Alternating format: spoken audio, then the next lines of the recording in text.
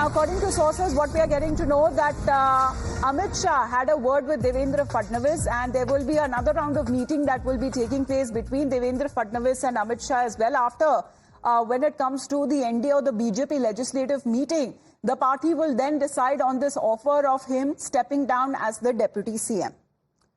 Well, that's the update now coming in because there are several attempts that are now made. Pragya, good morning to you, to placate Devendra Fadnavis. Of course, there were reports suggesting that even Eknath Shinde and Ajit Pawar want him to continue with his position as the deputy CM. However, how in Delhi the party leadership responding to this demand? Well, Maharashtra is a very important and tricky state as far as BJP is concerned. And there are also assembly elections that will come, and BJP wants to be prepared for that. Devendra Fadnavis is an old hand of party in the state and a very big, tall leader as well.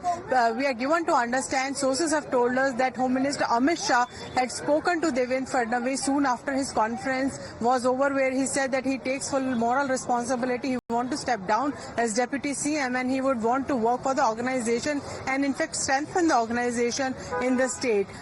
Chief Minister, we are given to understand that he was spoken to with the Union Home Minister, Mr. Amit Shah, and he was told that everything will be resolved and everything will be sorted out once he comes to Delhi. There will be a sit-down meeting with Mr. Amit Shah of Mr. Devendra Fadnavis. This meeting will happen only after that NDA and BJP legislative party meet will be over, where Prime Minister will be announced as the leader of NDA, and soon after that Devendra Fadnavis and Union Home Minister will sit down for a chat, for a heart-to-heart is what we are given to understand, and all the issues will be resolved. Devendra Fadnavis has been told that only party will decide what he'll do, and obviously he needs to speak to the senior leaders also, and Mr. Amit Shah has also asked him to come and meet him separately.